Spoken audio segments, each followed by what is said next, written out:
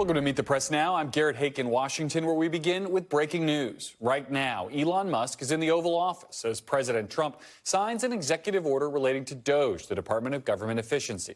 Jeff Mason, who covers the White House for Reuters, tweeted this photo of Musk, along with his young son, with the president just moments ago. According to the reporters in the room, Musk is speaking about adding what he calls common sense control to government. We are expecting video from this signing to play out later in the hour. We will, of course, bring it to you when it happens. Again, according to the reporters in the room, President Trump said he may have to look at judges who are blocking his effort to make cuts inside the federal government. That comes as the Trump administration is escalating its fight and threats of defiance against the federal courts, as rulings challenging the legality of the president's agenda are starting to pile up. Today, the White House put out a statement saying, quote, "These unlawful injunctions are continuation of the weaponization of justice against President Trump. The White House will continue to fight these battles in court, and we expect to be vindicated. The president has every right to exercise his executive authority on behalf of the American people, who gave him an historic mandate to govern on November 5th. This comes as NBC News learned today that a senior official at FEMA instructed staff to ignore a federal judge's ruling that halted the administration's freezes on grant funding, even after that judge warned for a second time that the administration was not complying with his order.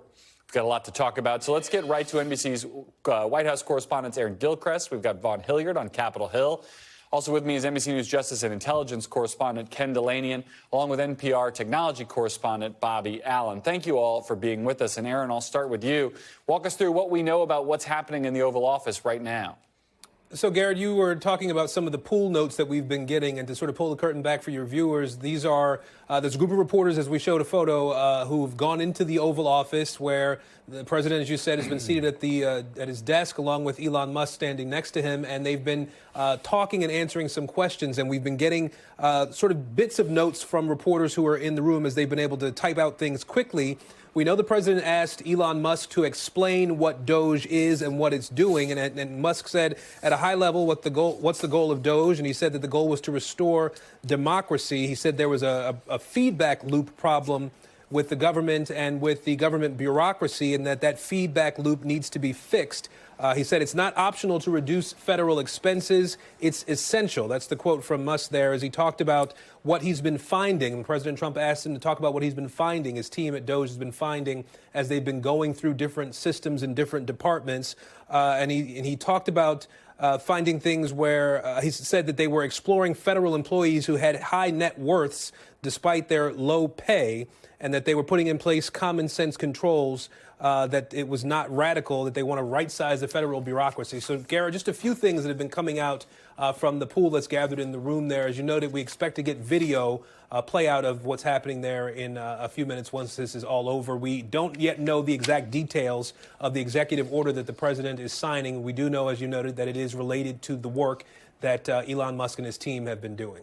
Well, and we should just pause to say, I mean, Elon Musk has been the center of every controversy basically here at official Washington for the last 2 weeks or so, the center of so much attention on this. So it is somewhat extraordinary to get to hear from him on these issues for the first time in the Trump presidency. But this is not the only story we're covering today, because we also have these court battles with the White House saying it will continue to fight in court, they say, until the president is vindicated. Aaron, does the administration have a plan in place for if that vindication doesn't come? Is it continued defiance of these orders like we saw at FEMA? Yeah, I think that's exactly what we're seeing here. Obviously, we've seen more than 24 challenges in court over the last couple of weeks as it relates to these executive orders and actions that President Trump has taken. And in some of these cases, you've had judges put administrative holds, pauses, stays, whatever you want to call it, on some of these executive orders. And yet we still see the administration moving ahead, at least in terms of broadening its investigations of different departments. And as soon as you see one hold put in place, one pause put in place, suddenly there's a new department where there are DOGE members showing up, and there are executive orders related to some of the work that DOGE wants to do in those different departments. And so it seems as though the administration wants to continue moving ahead with its effort, as the president has said, to find ways, to find fraud, fraud and to try to shrink the size of the federal government, both the workforce and the money that the government is spending, Garrett. All right, Aaron, stick around because you've got your eyes on what's going on inside the Oval Office. I want to turn to Vaughn now. Vaughn, the Speaker defended Vice President Vance's tweet earlier about judges and executive power, this idea that basically the president is going to call the shots over these judges. On Capitol Hill right now, are Republicans, generally speaking, feeling the same way? Right. I asked Speaker Johnson explicitly whether he had any concerns about the executive power from this Trump administration, and he said no, that they are fighting on behalf of the American people. Now, let's be clear here, Garrett, to your question, talking to numerous Republican senators specifically, they have, by and large, cautioned against the idea of defying the courts and understanding that there is a separation and that the decision, whichever federal court it may come from, even if it gets to the point of the Supreme Court, that those decisions should be respected. That included the like of Senator John Thune, the new majority leader. This is a moment here in which the Trump administration, more than 7 different federal judges in just the last 3 days, have effectively put pauses on different elements of the executive orders or efforts from the Trump administration to impact federal agencies and the federal workforce. And that is where this is coming to a head. And Congress has largely up to this point been silent in pushing back against the efforts of the Trump administration. But when it came to Vice President Vance's suggestion that the courts could potentially be defied, they're mostly stopping short of suggesting that he's in the right on that front. Vaughn, do you get the sense that we've seen this so many times before that the Republicans who are talking to you on the record saying, I don't think the president will do that, are talking to you or hoping that their comments are getting to him on television when it comes to sort of the inception quality of that they really don't want to see him go down this road? Right. I think it's, Garrett, I think we should be clear here. Over the last 3 weeks of this administration, Republicans up on Capitol Hill have largely stood behind the president in each of his executive orders and actions, many of them controversial, and some, including, for example, the effective crippling and downing of USAID, which a great many Republican senators have long championed and been forceful voices behind the idea of the soft power that foreign aid provides internationally on behalf of the United States. And yet what we are seeing here on this front is the head nod that there is a reckoning that the president has right. He's talked about taking over Gaza. There are some authoritarian type tendencies that he has demonstrated, and an eagerness to effectuate a more powerful executive branch, sometimes that cuts off appropriations from budgets already approved by this previous Congress. And so I think that what you are hearing from some of these lawmakers is a recognition of the potential that the Trump administration will try to push back against some of these courts' rulings, especially over the last 24 hours over at the Oval Office, in which President Trump has openly suggested that some of these judges should be looked at. And with a reminder to our viewers that we can get reports via text and email, but not video in real time, I want to swing things back over to Aaron Gilchrist outside the White House with a little bit of an update on what's been going on inside the Oval Office. Aaron? Yeah, again, we've been getting bits and pieces from what the president is saying in the Oval Office there by way of sort of bullet points, and it seems as though the president has been talking about the buyout program that was announced a couple of weeks ago, this deferred resignation program, and the president said that government workers who take the buyouts will get their money. There have been questions raised by several people about whether how valid these offers might be legally and whether people would ultimately see the money if Congress had not appropriated the money to be spent in this way. The president also said that he hopes the court system is going to allow him to do what he was elected to do. He said that he always abides by the courts but would appeal a ruling against him.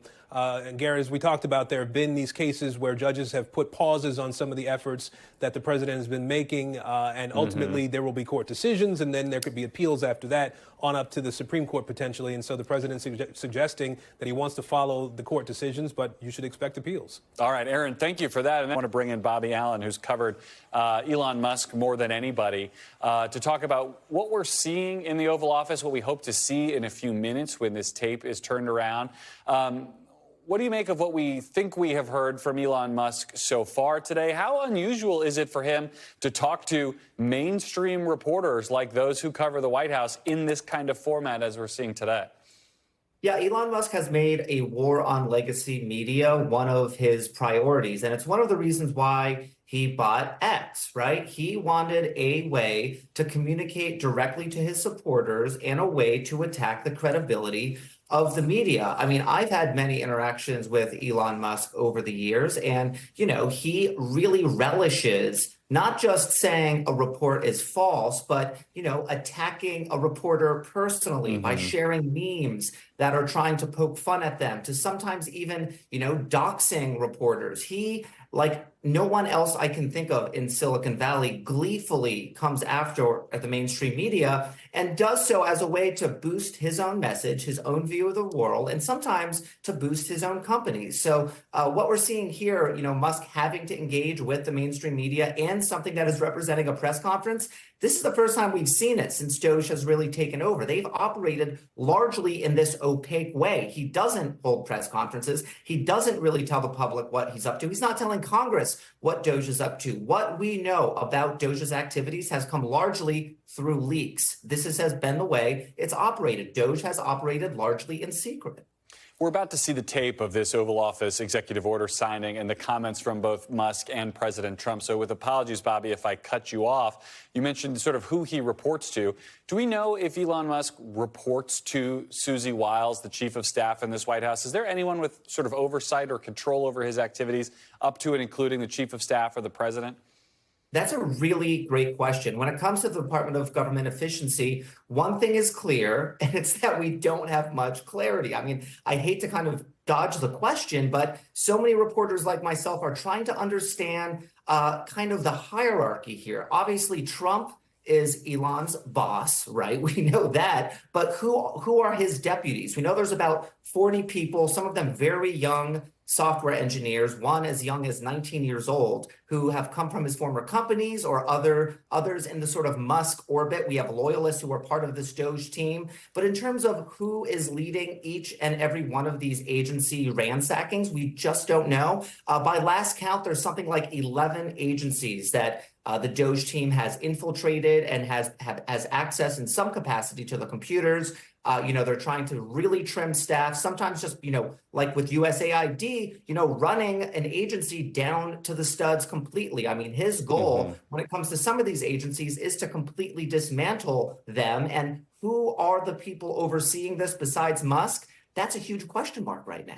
Now, we know from Elon Musk's history that some of these tactics are pretty similar to things he's done in other places. He surges into these companies when he takes them over. He brings a lot of loyal staff with him. Those are sort of pages from his playbook. Based on that history, what sense do we have of what happens next? Yeah, so when it comes to how Elon Musk operates, he is using his Twitter playbook. The fork in the road email that we saw sent to so many government employees was very similar to the one he sent to employees of Twitter. And I remember from covering Elon's hostile Twitter takeover just how stressed it is to be in the midst of one of his upendings. You don't know what's going to happen. You might find out that your job is eliminated at 2 a.m. You might be pulled into a conference room with a bunch of people who won't identify Bobby, themselves. Forgive my manners. I'm going to cut you off. Let's go to the president in the Oval Office. Come here, office. X, are you okay? This is X, and he's a great guy, high IQ. He's a high IQ individual. And he's got this. I got this cool chain. He's got. So thank you very much. We had a busy day today. The king just left, and we've had a great discussion, terrific discussion concerning Gaza and everything else. We had discussions also about Saturday at 12 o'clock. It's going to be a big moment. We'll see what happens. I don't expect much happening with these people, but we'll see what happens. And we're going to be signing a very important deal today. It's DOGE. And I'm going to ask Elon to tell you a little bit about it and some of the things that we found, which are shocking.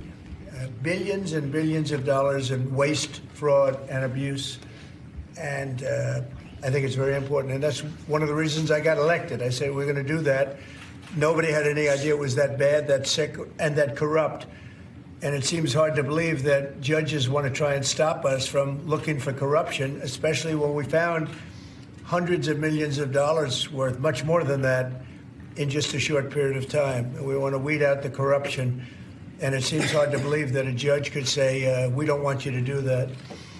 Well, so maybe we have to look at the judges, because that's a very serious, I think it's a very serious violation.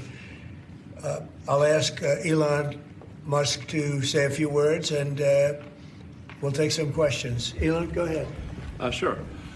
So at a high level, if you say, what is the goal of DOGE, and I think a significant part of this of the presidency is to restore democracy. This may seem like, well, aren't we in a democracy? Well, if you don't have a feedback loop, okay, we would have to, if you sorry. So, tell you, gravitas can be difficult sometimes.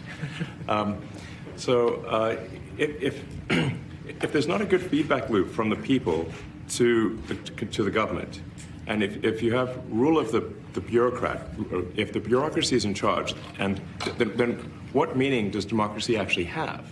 If the people cannot vote and have their will be decided by their elected representatives in the form of the president and the Senate and the House, then we don't live in a democracy, we live in a bureaucracy.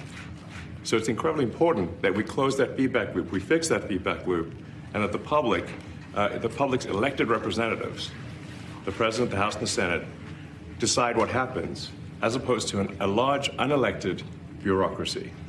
This is not to say that there are good people who are in the federal bureaucracy, but you can't have an autonomous federal bureaucracy. You have to have one that is responsive to the people.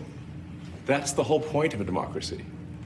And if you looked at this, if you asked looked at the founders today and said, what do you think of the way things have turned out? Well, we have this unelected, fourth unconstitutional branch of government, which is the bureaucracy, which has, in a lot of ways, currently more power than any elected representative. And this is not something that people want, and it's not. It does not match the will of the people. So it's just something we've got to fix. And then we've also got to address the deficit. So we've got a $2 trillion deficit, and if we don't do something about this deficit, the country's going bankrupt. I mean, it's really astounding that the interest payments alone on the national debt exceed the Defense Department budget, which is shocking because we spend a lot of money on defense. But if that just keeps going, we're essentially going to bankrupt the country.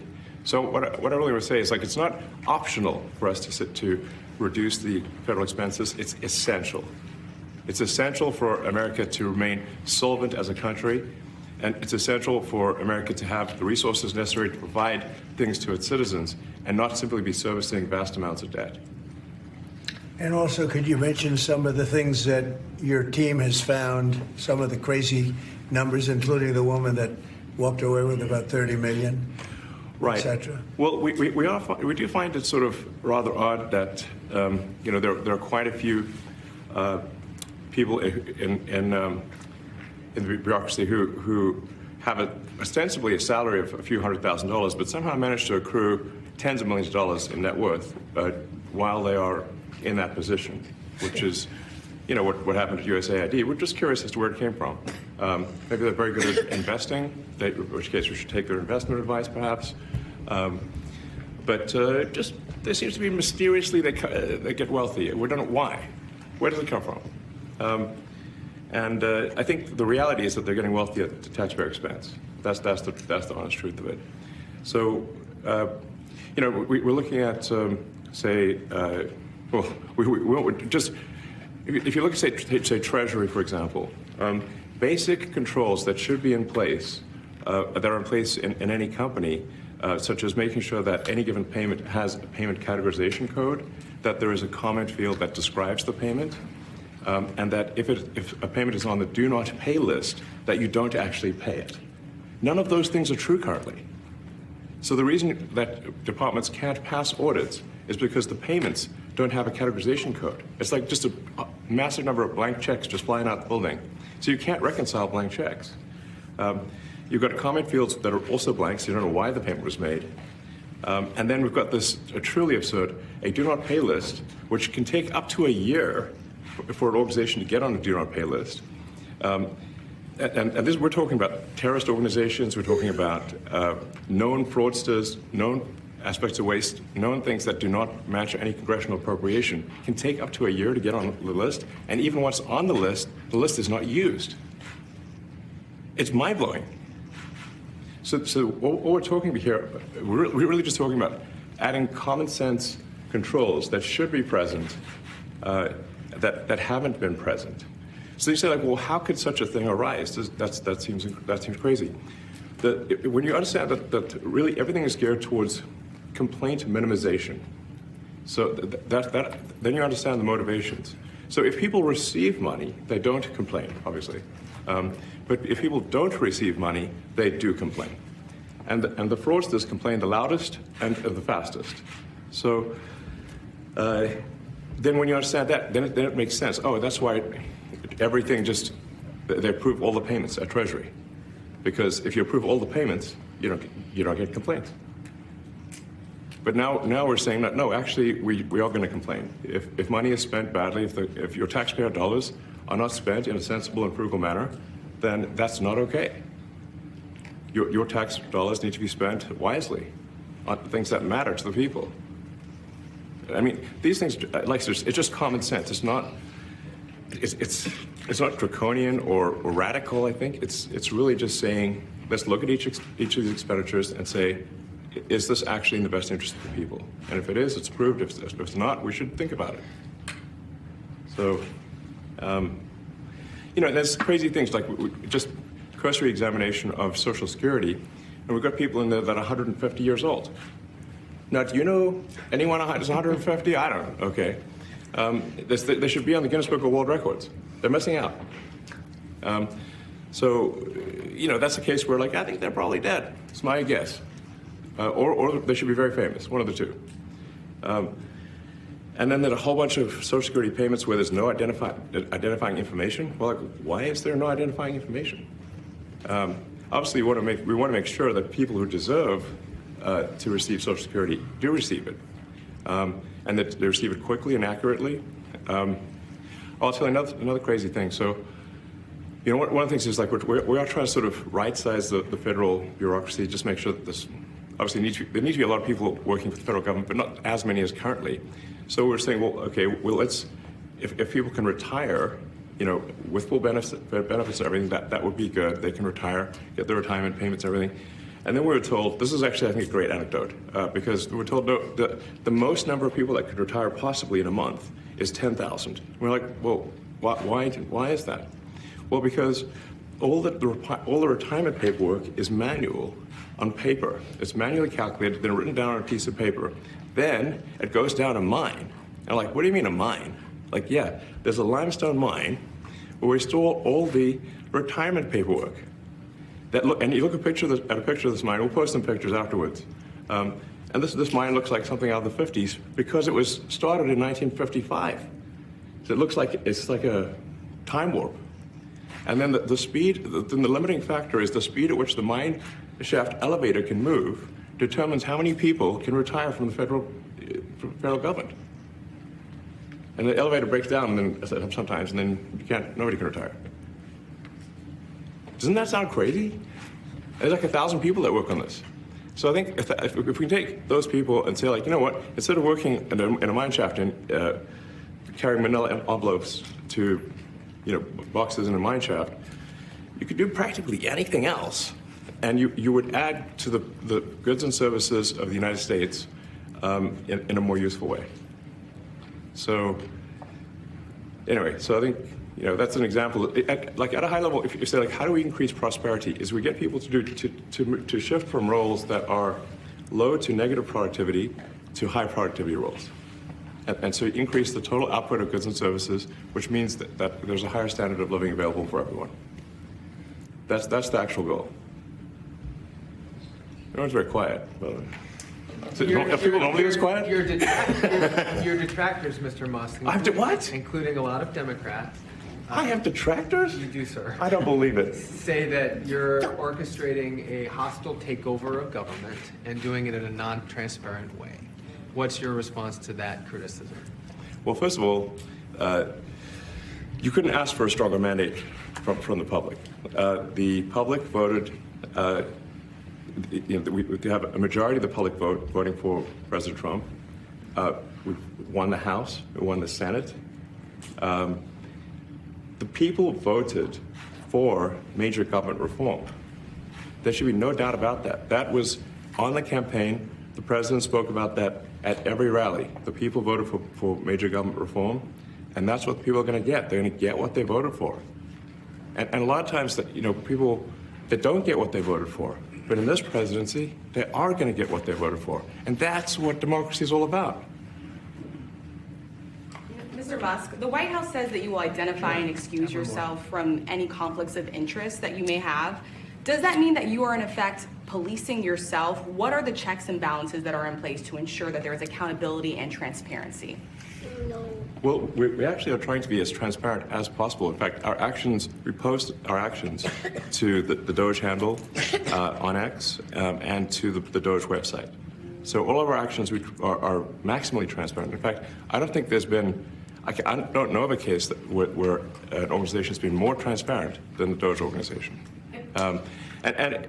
So, and the kind of things we're doing are, I think, very, very simple and basic. They're not, what I mentioned, for example, about Treasury, just making sure that payments that go out, taxpayer money that goes out, is categorized correctly, that the payment is explained, that organizations on the do not pay list, which takes a lot to get there, that actually are not paid, which currently they are paid. These are not individual judgment decisions. These are about simply having sensible checks and balances in the system itself to ensure that taxpayer money is spent well. So it's got nothing to do with, like, say, a contract with some company of mine at all.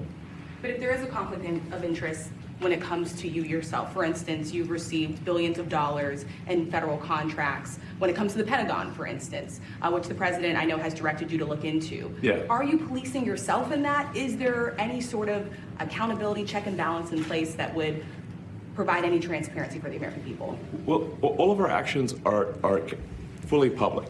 So if you see anything, you say, like, wait a second, hey, Elon, that seems like maybe that's, there's a conflict there. It's not like people are going to be shy about saying that. They'll say it immediately. Including you yourself. Yes.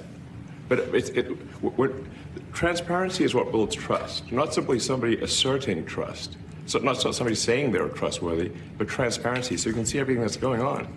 And then you can see, am I doing something that benefits one of my companies or not? It's totally obvious. And if we thought that, we would not let him do that segment or look in that area. If we thought there was a lack of transparency or a conflict of interest. And we watched that also. He's a big businessman. He's a successful guy. That's why we want him doing this. We don't want an unsuccessful guy doing this. Now, one thing also that Elon hasn't really mentioned are the groups of people that are getting some of these payments. They're ridiculous. And we're talking about billions of dollars that we've already found. We found fraud and abuse. I would say those two words as opposed to the third word that I usually use, but in this case, fraud and abuse. It's abusive because most of these things are virtually made up, or certainly money shouldn't be sent to them. And you know what I'm talking about. It's crazy. So, but we're talking about tens of billions of dollars that we've already found. And now a judge who's an activist judge wants to try and stop us from doing this. Why? Why would they want to do that? I campaigned on this. I campaigned on the fact that I said government is corrupt. And it is very corrupt. It's very, very, it's also foolish. As an example, a man has a contract for 3 months and the contract ends, but they keep paying him for the next 20 years, because nobody ends a contract. You got a lot of that. You have a contract that's a three-month contract. Now, normally, if you're in a small, in all fairness, it's the size of this thing is so big. Yeah. But if you have a contract and you're in a regular business, you end the contract in 3 months. It's a consultant. Here's a contract for 3 months, but it goes on for 20 years. And the guy doesn't say that he got money for 20 years. They don't say it. They just keep getting checks month after month, and you have various things like that, and even much worse than that, actually, much worse. And I guess you call that incompetence, maybe. Yeah. It could be corruption. It could be a deals made on both sides, where The guy gets the money, he kicks. I think there's a lot of kickback here. I see a lot of kickback here. There's a lot of kickbacks. Tremendous kickback, because nobody could be so stupid to give out some of these contracts. So he has to get a kickback. So that's what I got elected for, that and borders and military and a lot of things, but this is a big part of it. And I hope that the court system is going to allow us to do what we have to do. We got elected to among other things, find all of this fraud, abuse, all of this horrible stuff going on. And we've already found billions of dollars, not like a little bit, billions, many billions of dollars. And when you get down to it, it's going to be probably close to $1 trillion. It could be close to $1 trillion that we're going to find. That will have quite an impact on the budget. And you'll go to a judge where they handpick a judge, and he has certain leanings. I'm not knocking anybody for that, but he has certain leanings. And he wants us to stop looking. How do you stop looking? I mean, we've already found it.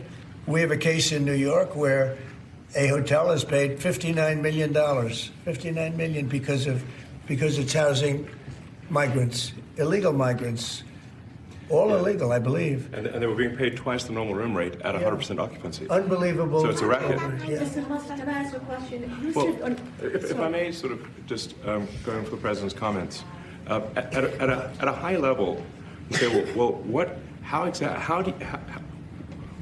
are the two ingredients that are really necessary in order to cut the budget deficit in half from $2 trillion to $1 trillion? And it's really two things: competence and caring. And if you add competence and caring, you'll cut the budget deficit in half. And I fully expect to be scrutinized and get a daily proctology exam, basically. Might as well just camp out there. So it's not like I think I can get away with something. I'll be scrutinized nonstop. But with the support of the president, we can cut the budget deficit in half from $2 trillion to $1, and then with deregulation, because there's a lot of sort of regulations that don't ultimately serve the public good. We need to free the builders of America to build. And if we do that, that means I think we can get the economic growth to be maybe 3-4%, maybe 5%.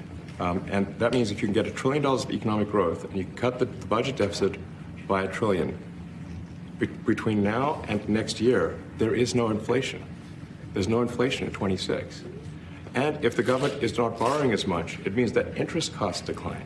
So everyone's, the mortgage, their car payment, their credit card bills, anything, their student debt, the monthly payments drop. That's a fantastic scenario for the average American. I mean, imagine they're going down the grocery aisle and the prices from one year to the next are the same, and their mortgage, all their debt payments dropped. How great is that for the average American? We had no idea. We had no idea we were going to find this much, and it's open. It's not like complicated. It's not simple stuff. It's like a lot of work. Yeah. We can't believe it. A lot of work. A lot of smart people involved. Very, very smart people. But you're talking about anywhere maybe $500 billion. It's crazy the kind of numbers you're talking really crazy. about. You know, normally when you're looking at something, you'll find you're looking for 1 out of 100. Here, you're almost reversing it. You look for one that's good. Yeah. And you can look at the title and you say, why are we doing this? Why are we doing that? And the public gets it. You know, the public gets it. You've seen the polls. The public is saying, why are we paying all this money? This for years, this has gone on. Yeah, go ahead. Wait, go ahead. Senator Rand Paul today said that DOGE cuts will ultimately need a vote in Congress. Do you agree with that? Is that the plan? I really don't know. I know this. We're finding tremendous fraud and tremendous abuse. If I need a vote of Congress to find fraud and abuse, it's fine with me. I think we'll get the vote, although there'll be some people that wouldn't vote.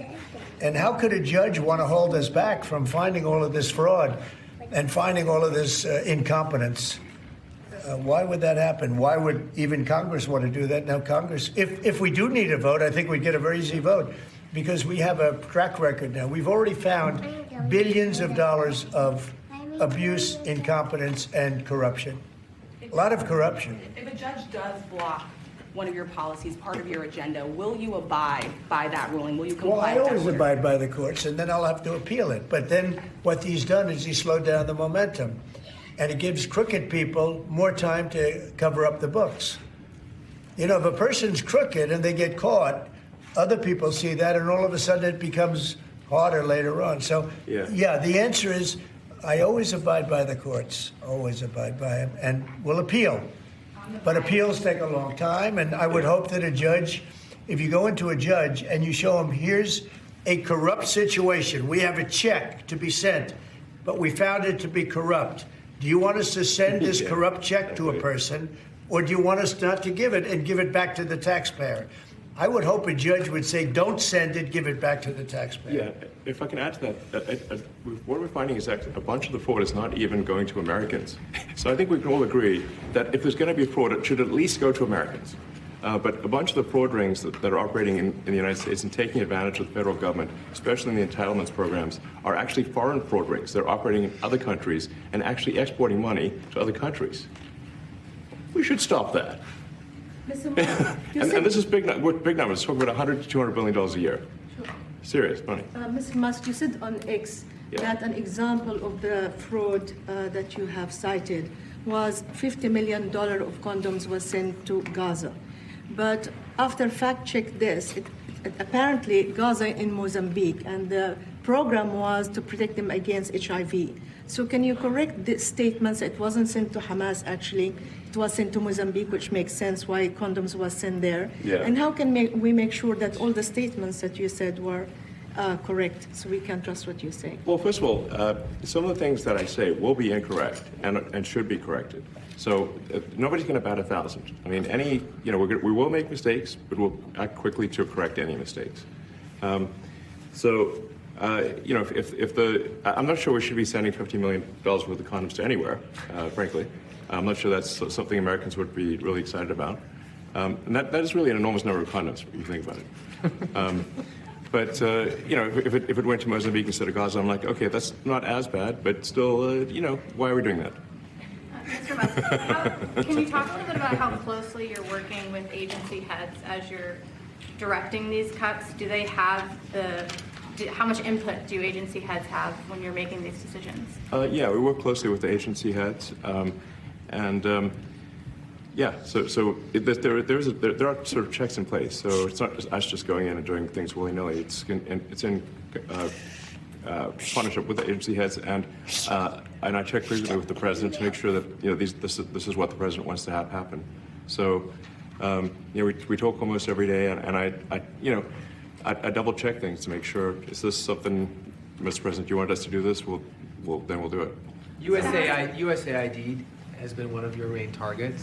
Are you concerned at all that some of the cuts or that shutting that agency altogether may lead to diseases or other bigger problems starting in other countries that then come to the United States? Yeah, so that's an interesting example. So that's something where we work closely with the State Department and Secretary Rubio.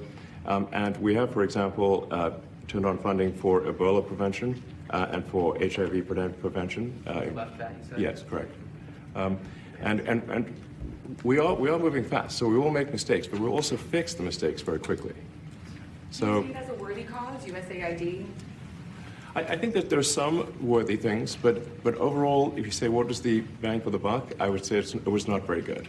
And there was far too much of what USAID was doing was influencing elections in ways that I think were dubious and do not stand the light of day. I can just ask a follow-up to the Pentagon contracts. If you have received billions of dollars in contracts from the Pentagon, and the president's directing you to look into the Department of Defense, is that a conflict of interest? And are going to do at the president's request. Does that present a conflict of interest for you? No, because you'd have to look at the individual contract and say, first of all, I'm not the one, filing the contract. It's people at SpaceX or someone who will be putting for the contract. And I'd like to say, if you see any contract where where it was awarded to SpaceX and it wasn't by far the best value for money for the taxpayer, let me know, because every one of them was. The president said the other day that you might look at treasuries. Could you explain that a little bit? What kind of fraud, and that question goes to both of you, what kind of fraud are you expecting to see or do you see right now in U.S. treasuries? Yeah, I think you mean the Treasury Department as opposed to Treasury bills, or. You also referenced Treasuries on Air Force One the other night. Go ahead. Well, as I mentioned earlier, really the first order of business is to make sure we're actually collecting. Sorry for this. I thought my son might enjoy this, but he's sticking his fingers in my ears and stuff. It's a bit hard to hear sometimes. Hey, stop that. No, the stuff we're doing with the Treasury Department is so basic that you can't believe it doesn't exist already. So, for example, like I mentioned, just making sure that when a payment goes out, it has to have a payment categorization code. It's like, what type of payment is this? You can't just leave the field blank. Currently, many payments, the field is left blank. And you have to describe what's the payment for, some basic rationalization. That also is left blank. So this is why, the Pentagon, when's the last time the Pentagon passed an audit? I mean, a decade ago, maybe? Ever? Really? And we want to, just in order to actually pass audits, you have to have financial information that allows you to trace the payments. And once in a while, the Treasury has to pause payments if it thinks the payment is going to a fraudulent organization. If a company or an organization is on a do not pay list, we should not pay it. I'm sure you would agree. It's like if it's quite hard to get on that payment, the do not pay list, it means that this is someone that is like dead people, terrorists, known fraudsters, that kind of thing. We should not pay them.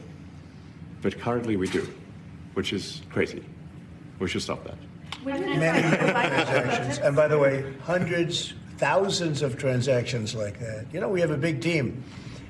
And for the sake of the country, I hope that the person that's in charge and the other people that report to me that are in charge are allowed to do the right thing, namely make sure everything's honest, legitimate, and competent. But we're looking at just, when you look at USAID, that's one. We're going to look at the military. We're going to look at education. They're much bigger areas. But the USAID is really corrupt. I'll tell you, it's corrupt. It's incompetent, and it's really corrupt. And I can't imagine a judge saying, well, it may be corrupt, but you don't have the right. You got elected to look over the country and to, as we say, make America great again, but you don't have the right to go and look and see whether or not things are right that they're paying or that things are honest that they're paying. And nobody can even believe this. Other people, law professors, they've been saying, how can you take that person's right away? You're supposed to be running the country, but we're not allowed to look at who they're paying it to and what they're paying. We have massive amounts of fraud that we caught. I think we probably caught way over a lot of billions of dollars already in, 2 weeks? Yes. And it's going to go to numbers that you're not going to believe. And much, as I said, much is incompetence and much is dishonesty. We have to catch it. And the only way we're going to catch it is to look for it. And if a judge is going to say you're not allowed to look for it, that's pretty sad for our country. I don't understand how it could even work. On the buyout program, can you personally guarantee that... Which one? The buyout program, the operative federal workers. Can you personally guarantee that the workers who opt in to resign now will be paid through September? They'll get their money, but they're getting a good deal. They're getting a big buyout. And what we're trying to do is reduce government. We have too many people. We have office space. It's occupied by 4%. Nobody's showing up to work because they were told not to. And then Biden gave them a 5-year pass, some of them, 48,000 of them, gave them a 5-year pass, that for 5 years you don't have to show up to work. And let me tell you, this is largely, much of this stuff is because of Biden. It's his fault. He allowed this country, what he did on our border.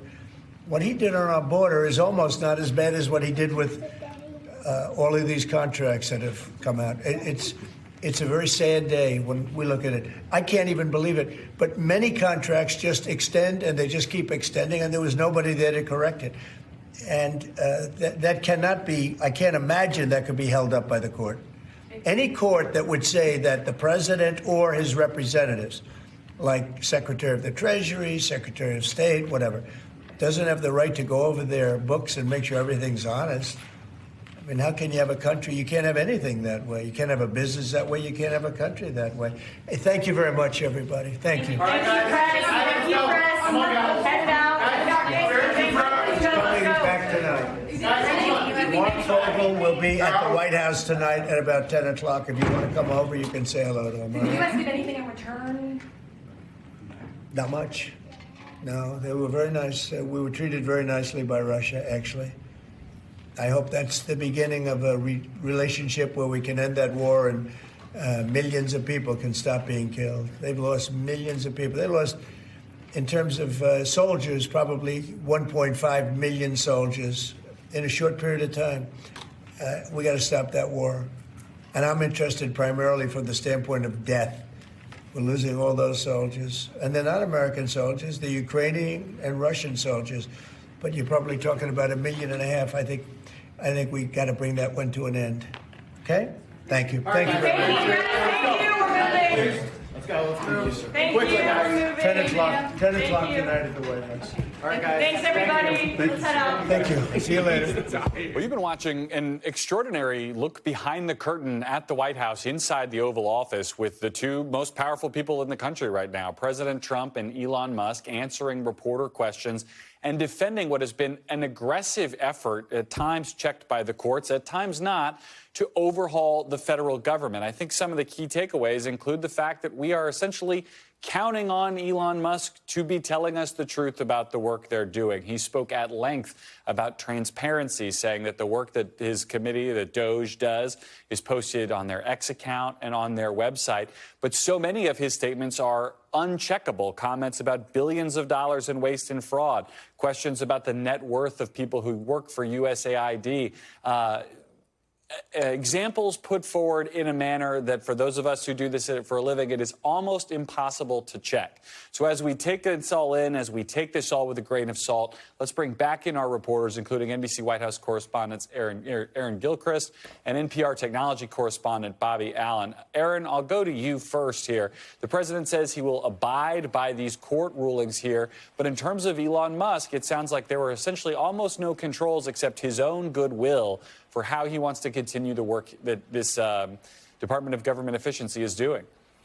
I think you're right. And he suggested that he was operating with maximal transparency. That was the term that he used in talking about, responding to a question about how people were going to be able to understand whether there were checks and balances on the work that he and his team have been doing. I agree with you. This was an extraordinary moment to see. This is the first time we've really seen Elon Musk try to explain to any degree what he's been doing in a public setting like this. The first time that reporters have been able to ask him questions about the work that he's been doing. And as you noted, there's still some verification that needs to be done, but he seems to suggest that in the course of the last couple of weeks, he and his team have been able to go through these agencies and uncover, President Trump said, billions and billions of dollars of government waste, fraud, and abuse. He talked about the Treasury Department having systems in place that didn't really pass muster in a business sort of mindset in terms of computer systems that would account for where the money was going. He talked about a do not pay list that would include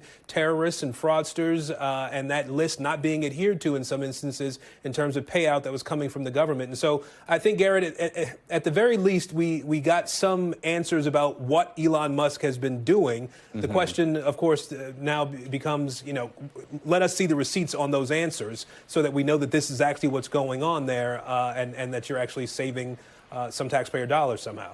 Transparency builds trust was a quote that I highlighted. Bobby, I want to bring in you here because I heard something in this that I don't often hear from press conferences with Donald Trump. An admission, in this case from Elon Musk, where he said, some things I say will be mistakes and should be corrected. He says, we're moving fast, we're going to make mistakes, we're going to try to fix them quickly. What did you make of that admission from Elon Musk as the things they are moving fast through are federal government apparatus here in Washington? Yeah, I mean, it is something that you don't often hear from President Trump. And honestly, you rarely hear it from Elon Musk. When he has been fact-checked by independent fact-checkers, he will attack the fact-checkers. When it's pointed out on X that statements he is making are exaggerated, or he's spreading a mistruth, or he's amplifying something that is just a lie, he typically doubles down. He's not one to admit that he is wrong. So that was a pretty extraordinary admission. But I agree that a really big takeaway here is he is claiming that DOGE is operating in a transparent way. He said, go over to DOGE's X account and we have a full accounting of what is happening. Well, I just did that. And you can see there are some contracts that are being canceled in the tens or hundreds of thousands of dollars, but the human element is completely missing. The thousands and thousands of career civil servants whose lives are completely up in the air right now. Do they have a job? Will they have a job tomorrow? What's going to happen to their agency? There's no details about that. So this was a really remarkable moment to have reporters directly asking Elon Musk, hey, there are some pretty egregious conflicts of interest. How will you respond to this? And he didn't really respond. I mean, look at the SpaceX example. President Trump wants Elon Musk to go in and reduce waste in the Department of Defense. SpaceX, one of his companies, has multi-billion-dollar contracts. So how do you explain that potential conflict of interest? And Elon said, well, if you look at the other bidders, our bid was the most superior. We had the best bid. Well, that may be true, but that doesn't address the question, how do you resolve this conflict of interest? All right, Bobby Allen and Aaron Gilchrist, thank you for staying with us for the hour to talk through all of this news today. We're joined on set now by Democratic Congressman Gregory Meeks. He's the ranking member of the House Foreign Affairs Committee. Congressman, you were able to sit through this and listen to it with us. Elon Musk says he is showing his work and we should trust him. Do you? No. Look, there's a way to trust. Bring it down to the Capitol. Let's have hearings on it. Show us. We have oversight responsibility. That's the job of Congress. There's separate branches of government. That's what democracy is about. Not just the executive, the legislative, and the judiciary. Bring it down. I have requested of the chairman of the Foreign Affairs Committee, bring individuals down from the government. Bring Elon Musk or anybody from DOGE there. Let's see and let's talk about what's taking place. Let's have them answer questions and present facts or evidence and show us. I think that's the way to do this. When Biden was the president, then Chair McCall, he constantly subpoenaed the State Department, USAID, and people came down and they testified before us. And all of the members of the Congress were able to utilize and do their oversight responsibilities. What is happening now, it's like you have a king and you have his person, and they're telling the people this is what the deal is. Their argument, Congressman, is that this is what the American people voted for. That Elon Musk, I mean, he was, and you could attest to this, he was a key surrogate for Donald Trump. They were out on the campaign trail saying, we want to move fast and break things, basically. We want to come in and fundamentally change how government works. Why shouldn't they be doing that? Well, look, what they should be doing, if you're talking about what he campaigned for, was that food prices would go down, that gas prices would go down, that the inflation rate would go down. You don't buy Elon Musk's argument that by getting the deficit down, you can get the inflation down? No, because look what they're doing also. At the same time, he's talking about taking over Gaza, taking over Greenland, taking over Panama. All that has to be paid for. Right. There's been no mention with the deferral payments that he want to give individuals, where that money's going to come from. And the proof or the facts of the matter is, under the first Trump administration, when you look at the deficit, it grew greater than any other president ever. So there's no track record by this president, when he was the former president, that he knows anything about deficit reduction. In fact, what the evidence, if you want to see what that really shows, is everything that he's talked about benefits those top oligarchs that were at the inauguration. They, in these tax cuts that he wants to create, not to bring down the deficit, but to make sure that the oligarchs, like Elon Musk, makes more money. The average African American, they get nothing out of this deal. When you hear Elon Musk say, we're going to make mistakes, we want to be called out on it, we want to try to fix it, does that give you any optimism for things like so many of these programs that USAID have run that have been canceled might be able to be restored, that some of the damage that has been done over the last 2 weeks could be reversed? We have food in ports right now, wasting, that should be giving to folks. Millions of dollars lost. I get emails on a regular basis. One just yesterday. He's stuck in Lebanon, told that he can't do nothing. All of the work has shut down. His kids and families in Kenya because he's at a sold spot. Nothing is happening there. 93 missions have been shut down around the world. 93. Nothing is there. No one is there. So individuals who are Americans and who have worked for us are at bay. They don't know what's happening. You know what it does? It hurts our national security. China and Russia are chopping at the bit. They're waiting to get in there where we leave out because these individuals now will have nowhere to go. So if you're going to investigate this, you don't shut down 93 missions. You don't forget about national security, which is at stake here when we abandon these missions. You talked about Russia. I want to make sure we have time to get this in. Mark Fogel, been held in Russia for, I think, 3 years now, on a plane back to the United States tonight. You heard the president asked about this at the very end of that, saying that basically not much was given to Russia to get him back into the country. Do you believe that? Do the Russians ever give anything for free? I've never seen that other than I think what Vladimir Putin likes is he sees someone that's similar to himself. And will want to run a government as he runs the government in Russia. I don't think the people of the United States wants that. He wants the United States Congress to be like the Duma and the government in Russia, where they have no real say. They suppose we have jurisdiction over the budget. They have nothing in Russia. It's just what Vladimir Putin says. And if you don't agree with Vladimir Putin, what does he do? He puts you in jail or he does something to you. That's exactly what Donald Trump wants to do. He wants to be Vladimir Putin. Congressman, we could go another hour, but we're out of time. Thank you so much for coming in and for your patience as we all witnessed this historic news conference as it was together. Gregory Meeks from New York, thank you. We're back tomorrow with more Meet the Press Now, but the news continues with Hallie Jackson right now. Thanks for watching. Stay updated about breaking news and top stories on the NBC News app or follow us on social media.